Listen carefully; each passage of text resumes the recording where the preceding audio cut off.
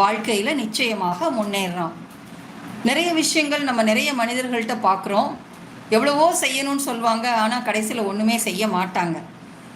ஒவ்வொருத்தங்க என்ன பண்ணுவாங்கன்னா, நான் செய்கிறேன் அப்படின்னு கூட சொல்ல மாட்டாங்க. ஆனால் நிறைய காரியங்கள் சாதிச்சிட்ருப்பாங்க.